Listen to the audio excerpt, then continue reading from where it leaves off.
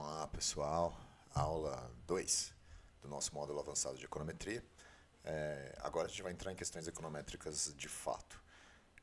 A aula de hoje a gente vai falar dos 3 tipos de dados em econometria, né, que é cross-section, séries temporais e dados de painel. Porque ele é cobrado assim, alguns editais eles definem, nem sempre cobra os 3, mas é assim que se analisa dados em econometria. Cross-section, que é um corte, séries temporais, que é uma série ao longo do tempo, e questões de painéis, quando você tem várias séries ao longo de vários períodos. Né? Falando por cima do que é. Eu vou mostrar direto para as questões, que eu acho que facilita. Né? Então vamos lá. Primeira questão que exemplifica cross-section. É uma questão de 2014, da Anatel. E aí ele faz um texto, né, como a grande maioria das questões de econometria, ele faz um texto e pede para você falar se está certo ou errado, sem cálculos. Então, o enunciado diz: com relação à econometria com dados de painel, julgue os próximos itens. Como regra geral, se o objetivo do pesquisador for encontrar a característica não observada da unidade de corte transversal, cross-section, corte transversal, né, a tradução de cross-section, o modelo em painel deve ser estimado por efeitos aleatórios. Aí a gente tem que... Ele misturou um pouquinho, né? Mas efeitos fixos e efeitos aleatórios. O que é isso? Né? Quando você está analisando dados, você pode considerar que as características específicas do seu dado, elas estão contidas dentro das variáveis independentes que estão no modelo, ou você pode considerar que elas são características próprias que vão ser controladas por um elemento próprio. Né? A gente vai falar direitinho sobre isso no final. Tem uma questão no final da sala que a gente vai falar bastante disso, mas aqui ele não queria um aprofundamento tão grande nisso. Ele só queria saber se para um corte transversal, para um cross-section, que você não está analisando ao longo do tempo, se os efeitos aleatórios e os efeitos fixos são melhores. Nesse caso, quando você tem uma série muito curta, ou você quer fazer só um cross-section, efeitos fixos é melhor. Existe toda uma explicação para isso, eu vou falar um pouquinho, mas é uma coisa mais ou menos a se decorar. Então, para séries muito curtas, tem mais de uma questão que fala disso. Então, para séries muito curtas ou para cross-section, a gente utiliza efeitos fixos. Como que isso é feito matematicamente? Tem vários jeitos mais profundos de explicar isso. Mas, na maioria das questões, todas que eu vi até agora, ele só pergunta textualmente.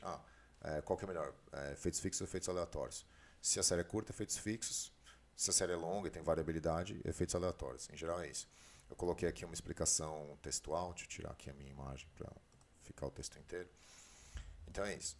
Se o objetivo for controlar a característica não observada da unidade de corte transversal, né, o cross-section, o modelo mais adequado geralmente é efeitos fixos. E não de efeitos aleatórios. Então a questão a gente já sabe que está errada.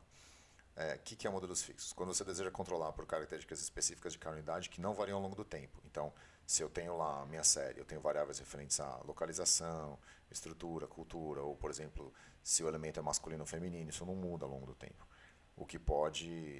Isso pode estar correlacionado com as variáveis explicativas. Então, se eu tenho uma equação lá do tipo algo assim, beta 1x1 mais beta 2x2, você tem alguma coisa assim, eu estou assumindo que essas minhas características fixas elas já estão contidas aqui, então eu não preciso controlar por elas. Nos efeitos aleatórios eu vou colocar uma outra unidade aqui, que controla pela variação da unidade específica que eu estou olhando. Então, né, em resumo, essas características são não observadas, são tratadas como interceptos específicos, né, porque quando a gente faz uma análise desse tipo, é como se tivessem várias equações de reta somadas. E aí cada uma delas tem um intercepto específico. É o que ele está falando aqui. Né? E isso permite estimar os efeitos especificamente de cada unidade. E aí, nos efeitos aleatórios, quando as características não observáveis de cada unidade são aleatórias e não correlacionadas com as variáveis explicativas. Ou seja, eu tenho a minha série, né? Então se eu tivesse um dado de painel, eu teria, por exemplo, elemento A, elemento B, elemento C. Aí eu teria variável 1, variável 2, variável 3.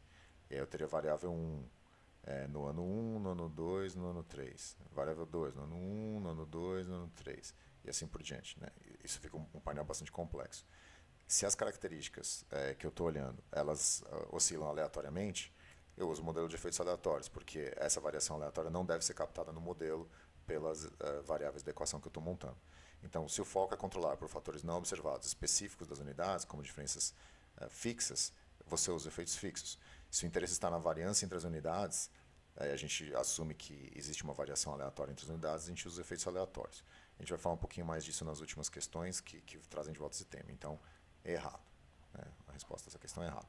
Só para a gente marcar, né, a diferença entre cross-section, séries de tempo e dados de Pinot. Deixa eu voltar aqui. Estou de volta. Então, beleza. Aí é uma questão de séries temporais. Essa primeira aula eu fiz questões dos 3 temas só para a gente diferenciar. A gente vai falar especificamente de cada um desses métodos, mas aqui foi só para a gente lembrar, né, retomar a ideia das 3 formas de análise de dados econométricos. Então vamos lá, essa questão aqui de séries temporais, Fundatec 2022, enunciado. Em relação à análise de séries temporais e seus principais conceitos, análise alternativa correta. As séries temporais podem ser estacionárias ou não estacionárias. Além disso, podem ser estocásticas ou determinísticas. A série temporal não estacionária estocástica mais simples é uma constante. Pô, ele tá vindo bem, né? Podem ser estacionárias ou não estacionárias? Podem. Podem ser estocásticas ou determinísticas? Podem. Série temporal não estacionária estocástica mais simples é uma constante? Não. Não é. Essa parte aqui ele errou, porque uma constante não é uma série temporal. Isso é por definição, isso é um axioma. A definição de séries temporais, uma constante não é uma série temporal. Beleza. Item B. Técnicas de transformação podem ser utilizadas para estabilizar a variância de uma série e tornar o efeito sazonal aditivo. E aí?